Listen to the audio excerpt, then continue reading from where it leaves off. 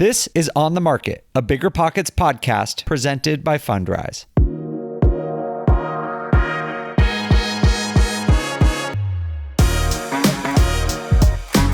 Hey everyone, welcome to On the Market. I'm your host, Dave Meyer, joined by Henry, Jamil, James, and Kathy. How is everyone? Great. Fabuloso. Doing well. Good. Well, it's good to have you all here. Jamil, we missed you while you were gone. It's great to have you back. Thank you. For everyone listening, we're going to have two parts to the show today. We're going to play a game called Hot or Not, where our panelists are going to tell us whether they like certain strategies for this type of market. And then we're going to go into what we call our correspondence show, where we're going to be talking about some of the more important and relevant news stories for real estate investors that are going on right now in February of 2023. Hey guys, ready to play Hot or Not? I feel like this could get mean. I feel like it's like a middle school game. I have some like repressed feelings about a game called Hot or Not. The past trauma. Flashbacks of rejection. Yeah, just being nodded a lot. But is that website still up? Should we all put our pictures up on it? Absolutely not. I am on my work computer, and I'm not going to type in hotornot.com on my work computer. But do they track keystrokes there at on your work computer? Like, what's Dave typing today? Scott Trench is just watching you type all day. Yeah. Exactly. Although to say, I think if Dave was like looking at Hot or Not, in my world, all that would appear would be like sexy or not sexy numbers. Oh yeah.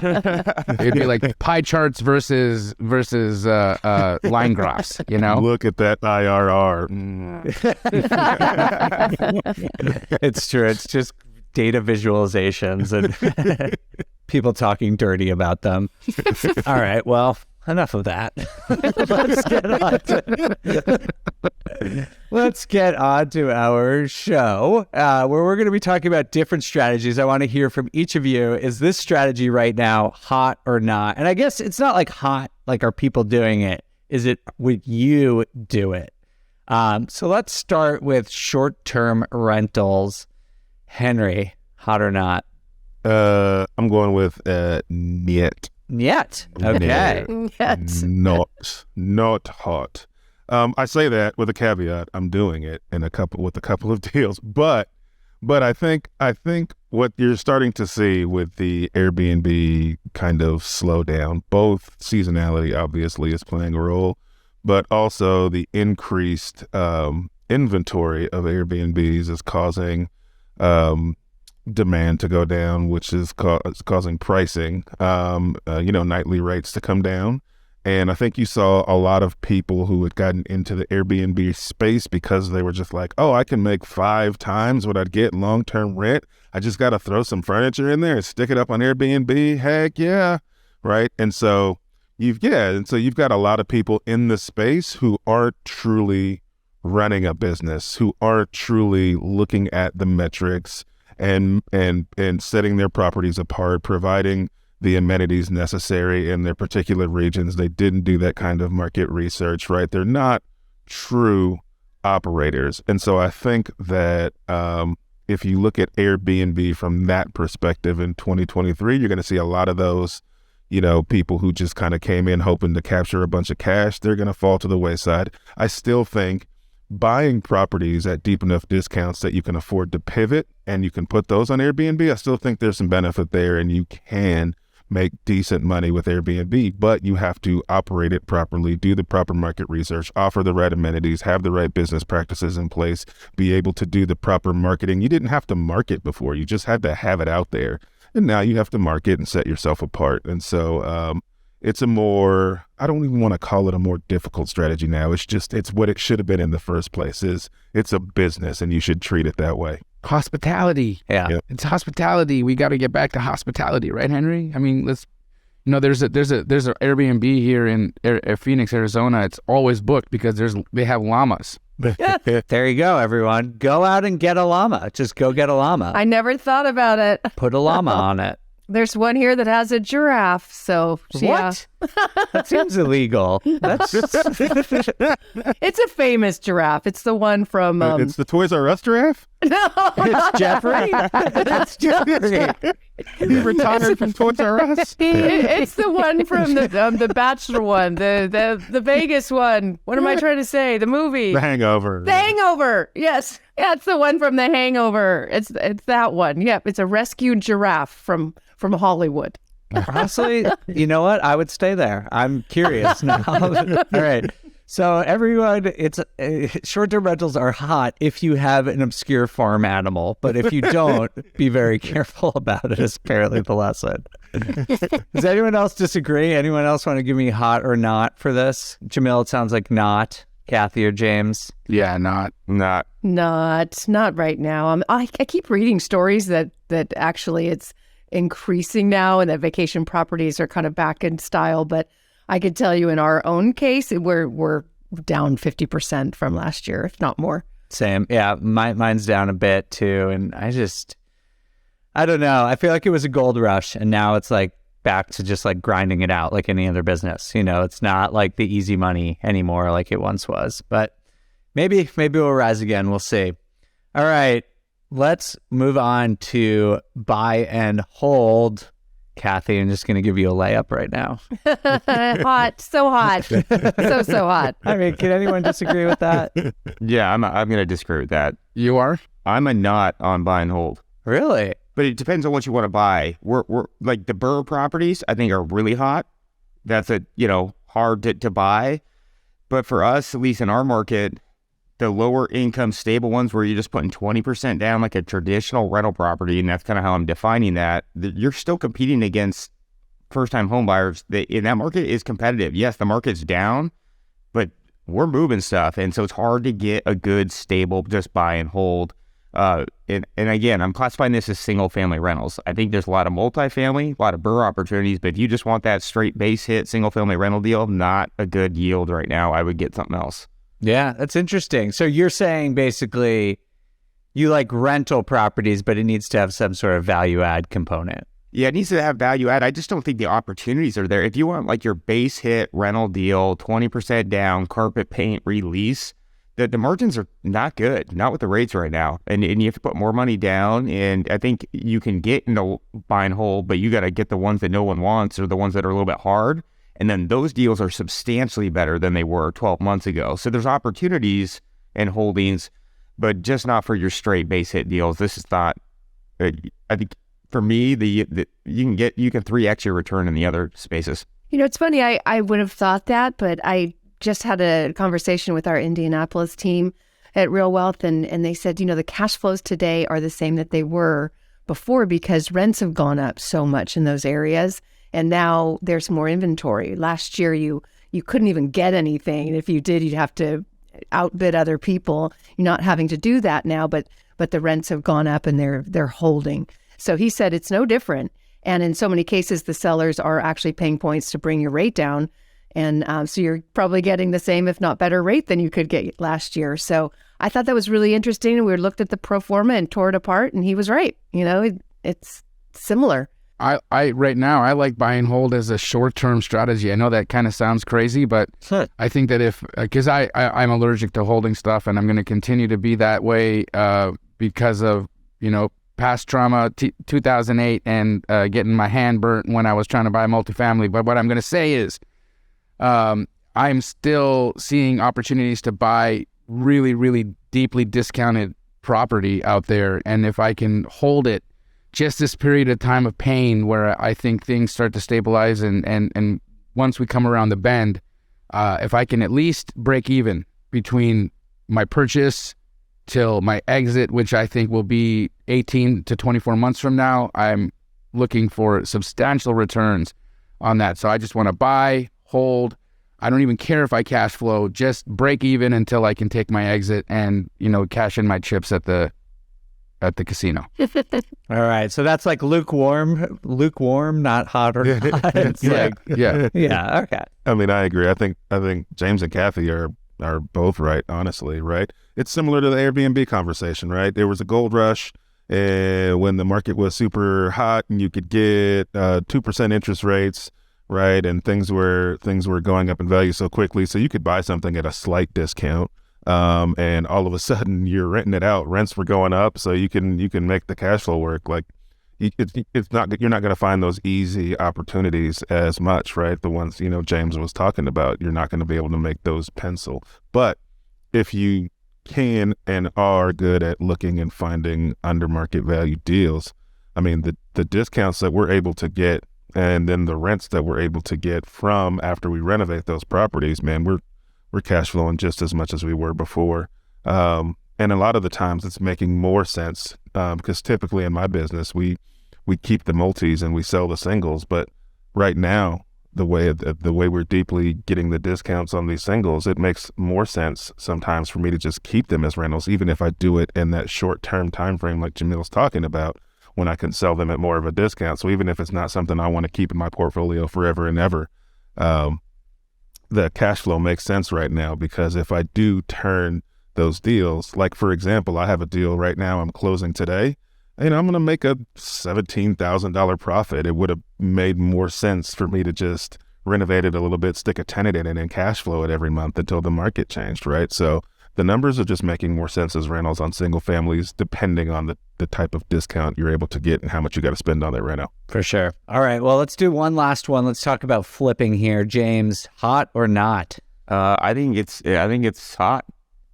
It's if you find the right opportunities, but it has to be ones that, where we're having success in flips right now is going in the spaces that everyone's freaked out by. There is a lot of opportunities in there. Like when we're buying at an average price of $700,000 to $950,000, the discounts are about 15% cheaper than the flips that we're looking that are $300,000 to $500,000 on the acquisition. And so it can be hot if you get into the right space. I think the overall investor demand is at the knot right now. No one's really looking for flips, which is another good thing for us. We can go find those opportunities that are there. I mean, I just bought a house. We contracted it yesterday. I would have paid $600 for this at the beginning of the year, or at the beginning of 2022. We just contracted for $435. Thanks. Wow. And not only can I flip it, I can also build a dadu in the backyard. Oh, nice. And so, but because it was a full permit job and it's going to be a 12-month project, everyone's like, I don't want to deal with this right now. So the margins have started to really increase on the ones that are tougher. So if you can hang in there and actually go where no one else is going, and you can absolutely crush it right now. Anyone else have thoughts, hot or not, on flipping? I would have said not hot, but James is so hot that it's making flipping sound hotter. But he makes a really good point that, I mean, really, I wasn't flipping when it was super hot for everybody, because I'm just not good at it.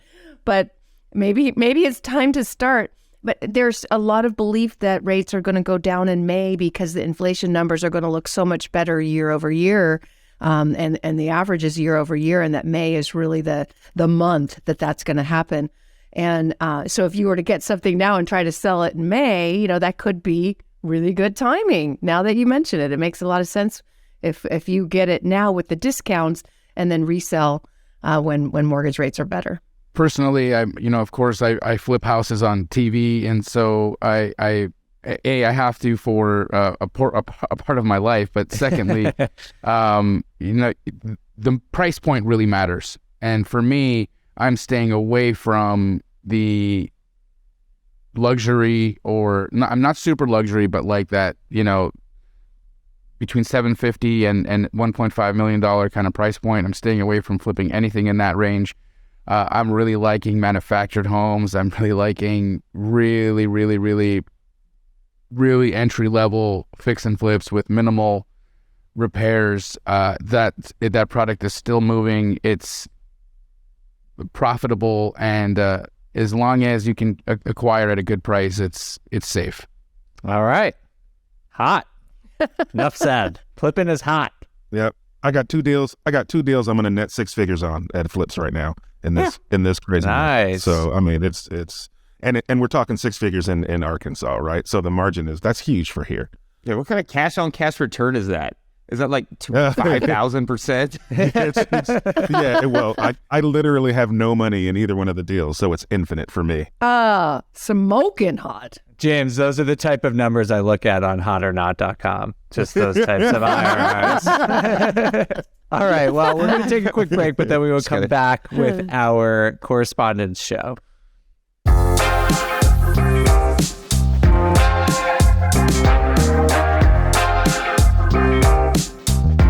Okay, serious time, everyone. All right, that was fun. Now let's talk about the news. James, you have a story for us about how the housing market is performing. Can you share something with us? Yeah, so this article is from Fortune magazine, and it says, we are in a bifurcated housing market correction. Just look at these 4 charts was the title. And what it references a lot, it talks about how John Burns, which is a great data source in general, was predicting at the beginning of the year a big decline, versus like what they were saying at Zillow, where Zillow was actually predicting a 24% increase this year over year.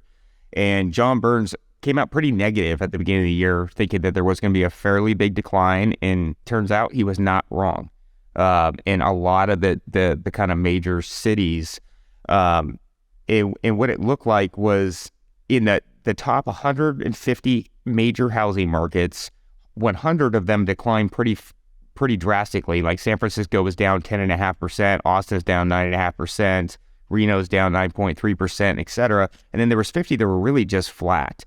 And what it comes down to, like we've all been talking about for the last couple of months, is just the affordability in the market. And in the markets that have been the biggest decline also had the furthest appreciation, but it's just they were already at the top of the market going into this last, like in 2018, things were at the top and people were hitting their affordability. Once rates dropped so low, it spiked everything up again. But once those rates started increasing, it just had to get back down to the affordability. And so it really talks about how they believe that rates are going to continue to increase for next year, and that you need to watch in these, as you're investing, or how I kind of read it is how you're investing, you can kind of look at the markets and where their affordability ranges are, and that has a huge impact on whether that market's actually going to decline. It's not about like that fad of a market anymore, or like some of the novelty in the markets have worn off, and it really just comes down to straight affordable. Can the buyer pay this with what income that they're making? And so as a flipper or an investor, how I kind of read that is if we think rates are going to go up, then yes, we could see further decline. Like in Seattle was a big drop. I know in Jamil's market too, in Phoenix, we saw a big drop, and it all had to come in with that top end of the market. And so if you think rates and affordability are going to continue to climb, that those could actually deflate even further. But it's talking about how it really just made 2 different markets. You have your affordable markets and your expensive markets. And the affordable markets have seen very, very little to zero decline. Like in Charleston, they were saying saw 0. And the expensive markets are deflating down. And I did think that was an interesting point. Yeah, it comes down to affordability. You got 2 markets. And I actually think there is going to be a third market, though. It's not just going to be 2. I think you're going to have your affordable markets like tech. And that's what we're seeing right now. Seattle, San Francisco, Austin, the markets have deflated about 10% from last year. And I'm seeing it about 25% down from peak pricing. But now we've kind of hit this affordable market, and we've sold a ton of houses in the last 10 days. Like I was running about 35 to 40% pending on all of our, at any given time, we have about 60 to 70 listings. We were running about 35 to 40% pending for the last 6 months. And now we're up to like 55 to 65% pending. And I'm getting offers regularly on all product, not just affordable. We listed our farmhouse flip for $3.25 million. We were anticipating to be on at 60 days. We got an offer in 10 days. And so things are moving again. So as a flipper, I'm going, okay, well, if the rates are going to spike up, I just need to undercut my values a little bit. But there is this sweet spot of where things are trading. And it also leads to big opportunities in these deflated markets, because if what this is saying, if it's all based on affordability, if we all think I think rates are going to drop in the late quarter, that means I'm going to see some appreciation there too. And that's what you can check for to get those massive equity pops and really change your whole trajectory in real estate for me. So I'm looking for those opportunities that I'm going to see those equity pops, because it makes it kind of more of an equation. Like, all right, if we know where it's going to sell on the affordability factor, then we just got to watch rates, and we can kind of run with the rates and kind of watch those equity positions rise or shrink. Are you saying, James, that like you think it's picking up in Seattle because prices have fallen so far that they are now affordable again? Yeah, it just got out of reach for people, because there's still a ton of buyers in our market. You know, like we listed a couple homes last week, we have a listing coming up right now in Mount Lake Terrace. Mount Lake Terrace is it's north of Seattle, good commuter city. We saw massive appreciation in this neighborhood the last 2 years. Like I'm talking about 50-60% appreciation, huge, because just location, development, and the city also being improved. And it definitely shrunk about 10% from where it was in the peak.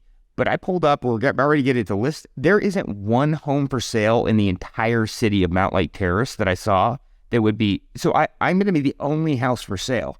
Whoa. And what happened is there was a lot more inventory in the wintertime, which, you know, I do think the seasonal slowdowns are coming back. Like seasonal slowdowns were always a real thing until COVID hit. Wintertime, you're always going to sell it's going to take longer to sell. It's going to sell for a little bit less. And then with rates increasing, the inventory increased more. But I mean, we're talking about like their inventory increased like 35-40% in these areas, if not up to 80%. And it got absorbed in the last 2 weeks very, very quickly. And we're actually starting to see some multiple offers again too, where things are getting actually bid up as well. So I feel like it had this sudden drop. We're on the shelf, and now the consumers they have to buy it. There is so many buyers in our market. They just can't get in reach with what's coming to market. And now with the pricing getting down to that sweet spot, things are getting consumed again. I mean, there is a substantial amount of buyers in our market, even with the high rates and no inventory. Super interesting. Yeah, I've heard a lot of that. I was just talking to my real estate agent in Denver who was saying something similar. And I guess Seattle and Denver are probably those types of tech markets, what you were talking about, that like tier of tech markets that are high priced and have seen some of the furthest drops peak to current so far. Jamil, given what you're in a pretty pricey market there. What's going on with you in Phoenix? Well, we had a very seismic type report by the New York Post where Goldman Sachs predicted a 2008 style crash in Phoenix, Austin, San Diego, and San Jose. And they're predicting, 27% or greater price decline for 2023. So this obviously created just a massive ripple effect of conversations amongst the investor community and real estate agents and whatnot. So, my phone was blowing up. And so, of course, I started doing some digging and looking at how true is this prediction. And looking at the corrections, of course, each of these markets have seen declines. And what I've seen so far from, peak to present, we're looking at about a 9.9% peak to present drop in Phoenix, Arizona, San Jose.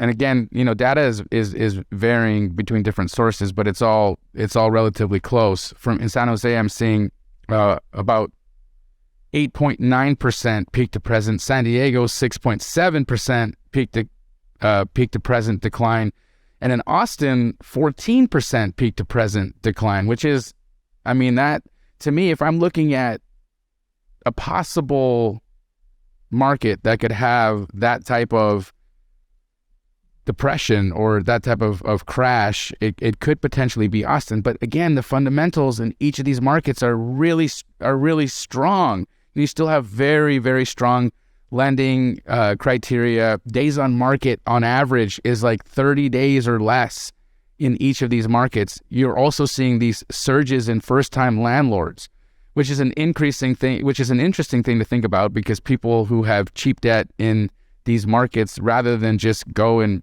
throw their house on the market and sell it at a steep discount, they're deciding to turn into landlords, and they're going to hold that house and keep that cheap debt and possibly remove that from creating inventory, inventory increases.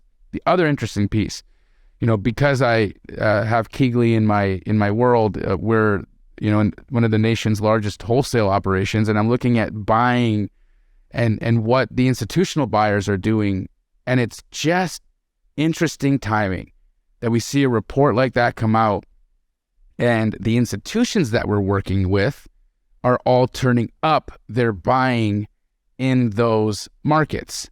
And then when I say turning up, I mean they're reaching back out to us. They're emailing saying, hey, send us everything. But our buy boxes have changed dramatically. So now they are decreasing substantially where their offer number would have been. And so it's like they're looking at a report like that as their justification for coming in and trying to purchase at 25% below where they would have been purchasing, say, 3 or 4 months ago.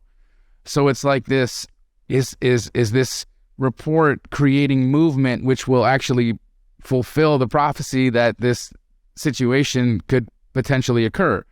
So that's interesting. But on the other side of that, after the holiday season, we looked at our pendings just here in Phoenix, Arizona, and I mean it's spiked.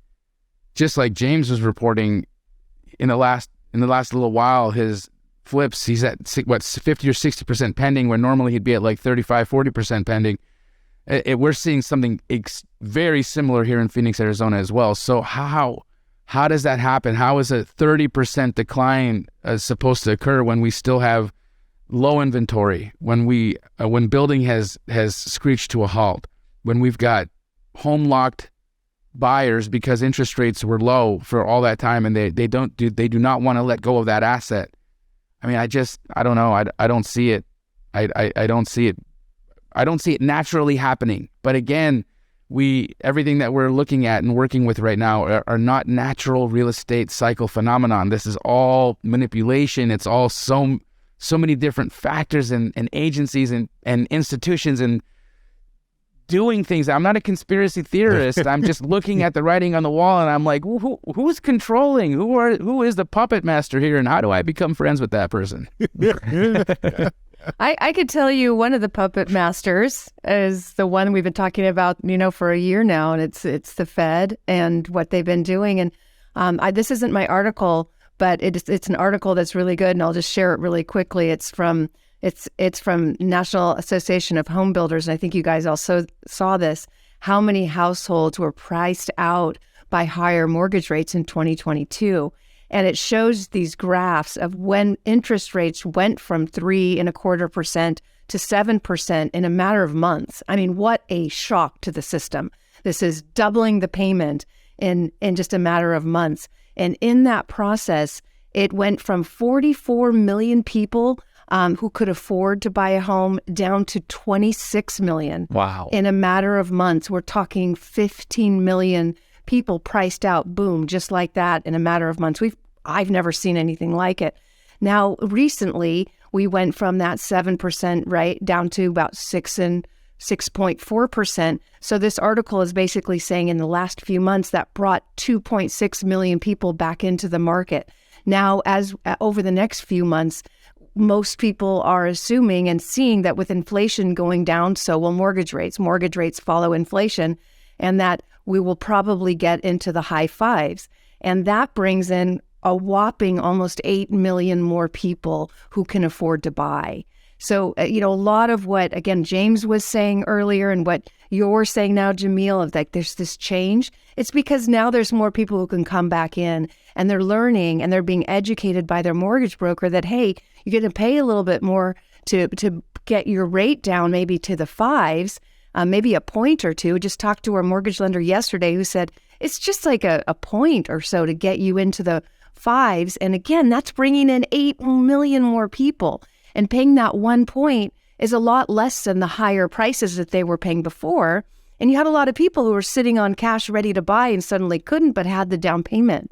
So it'll be a lower down payment, but the difference goes towards paying down the rate. So anyway, that may be one of the reasons you're seeing more people coming back in and sales picking up.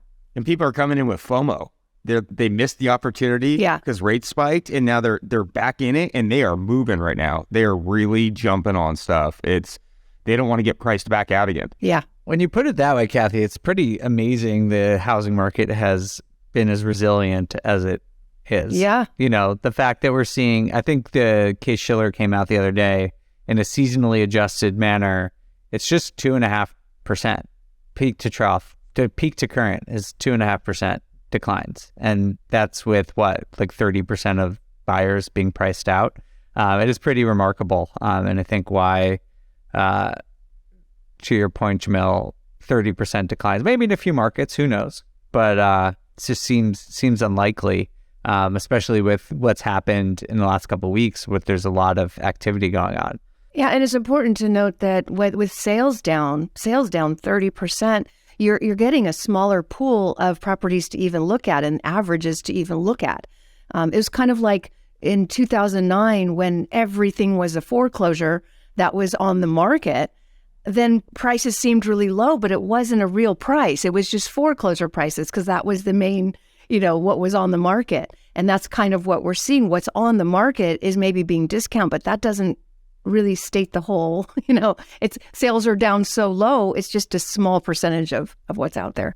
Yeah, absolutely. Well, it's interesting what you said, Jamil. I'm curious to hear how it evolves with these institutional buyers because you're sort of at the forefront of it in Phoenix. I think it would be interesting to know, in some of those other markets that you mentioned, you said like San Jose, I don't think that's like a big institutional buyer area, or San Diego, it's so expensive. Not a huge institutional buyer area, but they do buy there. It's some of also those smaller portfolio buyers, which are still, it's still in the hundreds of millions of dollars when we're talking about, access to capital and their ability to purchase. So they're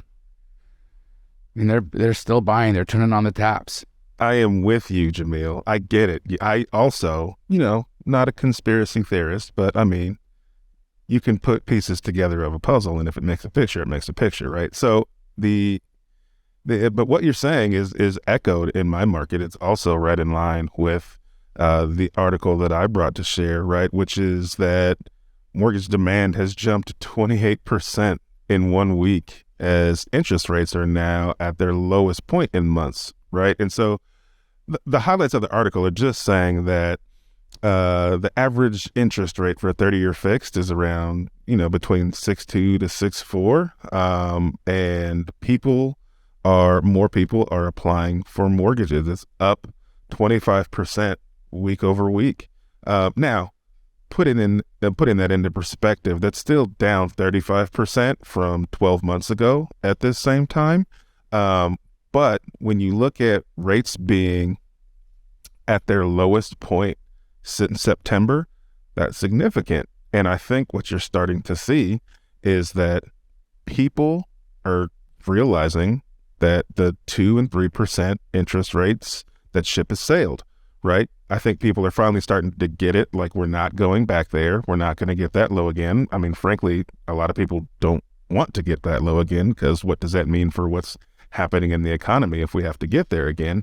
And so people are just starting to realize that this is what you pay for an interest rate now, right? Life happens and things move on. Yes, there is a subset of people who are priced out of the market, but that's going to happen no matter what interest rate you're at, right? So there are some people that can afford to buy, some people that can't. I think I think the sticker shock is wearing off, and it's just, now this is what rates are, and life continues to move on. People need to move for different reasons. People want to move for different reasons.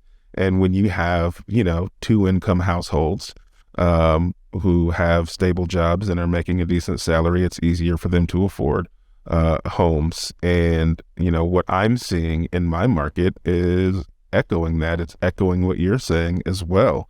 We listed a flip, which would be considered for a luxury flip in my market. And, that's a, quote unquote risky strategy right now, unless you're James Daynard. So, those luxury flips, we put it on the market. We had it on the market for 24 hours, had 10 to 12 showings, and got 4 offers, Wow. all over asking price. Over asking. One of them, we listed at $550, and we are under contract at $560. 270. And what's the like the median home price in your area, Henry? The median home price in my area is like 300. Oh, so this is really upscale. 275 to 300. Yeah. Okay. I think I want to move to Northwest Arkansas, man. Yeah, I think we all should move there. We keep saying that, but I don't even know if they have like an airport. How do you even get there? We have an international airport. You have to remember Sure. that the Waltons fund this place. You think the Waltons aren't going to have an international airport built here where they can get in and out? I think they have an airport that they use. I don't know if we're allowed to use it.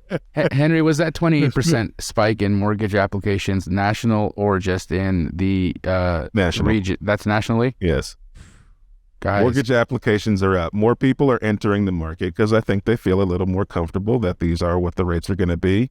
And people are applying for home loans, right? And also to echo what Jamil was talking about, the money is starting to be in demand again, right? I've had 2 conversations in the last 7 days. One with an institutional buyer, just like Jamil was talking about, called me and said, "Hey, send me anything, right? Send me what you have. We want to buy."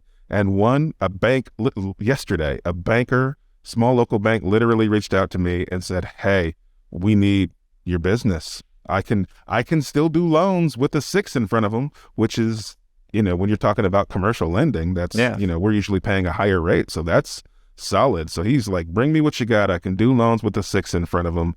I'm willing to be flexible with the rates and terms," right? So they're wanting to lend. More people are buying, and so I kind of see what you're saying, Jamil. Let's see what you're saying. I like it. All right. Well, that's super interesting. I mean, I think that we're in this really odd spot with mortgage rates, like where people don't know if they're going to go up or down. And so like anytime there's this, like over the next year or so, where like if there's these short-term fluctuations where they go down, people are jumping in. And I think this just goes to show something that people overlook from a housing market perspective is just demographics. Like there are just a lot of people who want to buy homes, and like they are willing to wait for a little bit for a short mortgage rate, but most people aren't like us where they're sitting around looking at the interest rates and forecasting what they're going to be in May and then October and thinking about their strategy. They're like, I want a house. It went down 0.5 point and I'm going to jump in now. It just goes to show like that's how homeowners who make up 70% of the housing market make their decisions. It's not what we're talking about. All right, Kathy, let's round it out. What do you got for us? Well, this is actually a blog from the JP Morgan website. It's JP Morgan Chase, the economic outlook for 2023, trends to watch. This was actually written in December, but I really think they're pretty spot on so far. They said the U.S. economy likely will slow this year, but the economy will grow. So it's like 0.5% to 1%. So super slow growth, but that's not a recession. That's important, I think, for a lot of people who are hearing. I mean, all you have to do is type in recession on Google, and you might want to get a handkerchief and just cry a little bit. But yes, the economy is slowing, but it doesn't really look like a recession is coming quite yet. And they kind of predict it would be maybe towards the end of the year or 2024, but mild. So we shall see. It depends a lot on what the Fed does. Now, the Fed just raised rates to another 0.25%, and it looks like they're going to do it again probably in their next meeting, another 0.25%.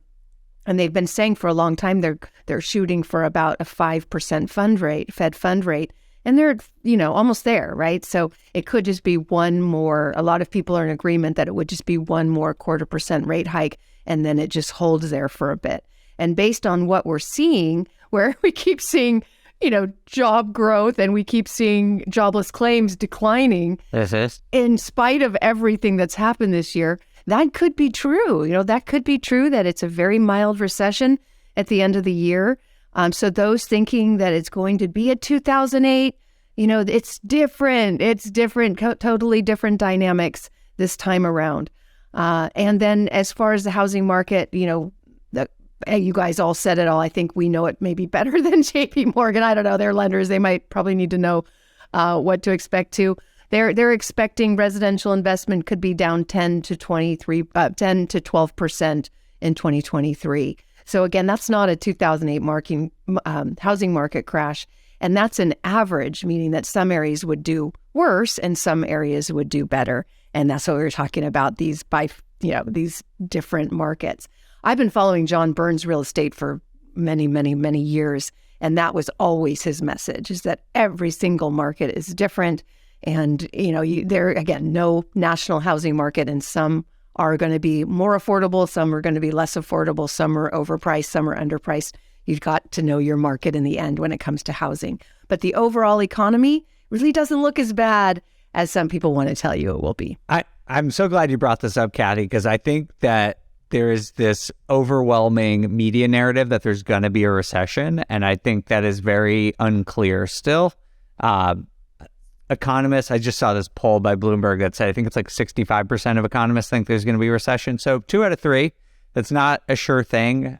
Goldman Sachs is the first bank that just upwardly revised their forecast, so now they're feeling more optimistic. They just said there's going to be no recession in 2023. So there's some really interesting stuff here. The labor market is holding up surprisingly well. We just saw that GDP grew almost 3% in the fourth quarter. There's interesting stuff here. But I do want to say that, for the housing market in terms of appreciation and prices, narrowly avoiding a recession could be the thing that pushes housing prices down further, because that's probably the only scenario I see where mortgage rates actually go up from where they are right now, right? Because if there's a recession, that pushes down mortgage rates. And the only way I think mortgage rates go up is if the economy, if the yield curve kind of normalizes and bond yields go up, and then we start to see mortgage rates closer to 7 again. So I don't think they're going to be crazy, but it's just interesting that the overall economy doing well might be the thing that makes the housing market do worse. Well, it wasn't saying that the economy is going to be robust or again, growing. Normally you'd want to see a 2 or 3% or 4% growth, and they're saying maybe 0.5% to 1%. So I'm kind of still in the camp that mortgage rates are going to decline this year based on the fact that the economy is slowing. But these are the headlines people see is, the economy is down. But oftentimes what they're not seeing is it's the rate of growth that's slowing. So, and that's the same with housing prices. It's down. Yeah, the rate of growth is down, and that's good compared to last year. So again, read articles fully, because the headlines are meant to scare you, and unfortunately, too many people only read the headline. Does anyone else think that this is more of a slow squeeze rather than it kind of had its jolt. Now it's this slow squeeze that we're going to be in for the next 12 to 24 months. But also this slow squeeze could actually make rents go through the roof, right? As housing is just kind of out of reach. Because if the economy's not growing rapidly, that's what we also saw. It wasn't just rates of why the housing market exploded. That was a huge portion of it. But it was also stock growth, investment growth, where access to liquidity was through the roof for people. People were just printing money, and they could put money down. It's the house is up at $200,000. Well, I'll just put that down as my down payment. And so the liquidity's been squeezed. And so right now, the cost of housing and the rent, it's still way out of whack. And so I'm actually really starting to dig into some of these rental markets. Hey, I still see whereas I thought it was going to be stagnant, I'm actually starting to think that there could be some growth in some certain neighborhoods for sure, because the cost to own is just so out of whack still. And the slow squeeze is just going to make it harder to absorb that. Things will sell for pricing, but it's going to be slower. So in my opinion, rents are going to climb at that point. Interesting, just because in markets, especially in Seattle, it just does not make sense financially to buy a house. No, or in Newport Beach, it's my rent payment's a third of what my mortgage payment would be. Wow. No, it's my rent payment is 50% less than my mortgage payment if I put 50% down. What? That's crazy. Oh, it's wow. crazy. It doesn't make any sense to me. I'll go buy an apartment building instead. I don't know. It just doesn't. But yeah, so I could see some growth in that sector. The slow squeeze will actually, I think, get runway on the rents. All right. Well, I think that's great advice. Don't assume just because people are saying that there's a recession and it's a foregone conclusion that is true. It's actually a much more complicated and nuanced economic situation. And that's why there's not really a real definition of recession. Like we're just in this like gray area. I think Mark Sandy, the guy at Moody's, called it like a slow session. It's like it's just going to be slow and the economy is going to be lame, but it's not actually going to go backwards. So there's some nuance to it, and listen to shows like this so you can understand it. All right. Well, thank you all for being here. This was a lot of fun to have everyone back together. If you guys enjoyed this show, we would really appreciate some reviews. We get tens of thousands of people listening every week, but we only get like one review a week. All it takes is 5 seconds. Go give us a 5-star review on Spotify or Apple. We really appreciate it. If you enjoy this type of show and this type of content, it would mean a whole lot to us. Thank you all for listening. We'll see you next time for On the Market. On the Market is created by me, Dave Meyer, and Kaylin Bennett. Produced by Kaylin Bennett. Editing by Joel Esparza and Onyx Media. Research by Pooja Jindal. And a big thanks to the entire BiggerPockets team. The content on the show On the Market are opinions only. All listeners should independently verify data points, opinions, and investment strategies.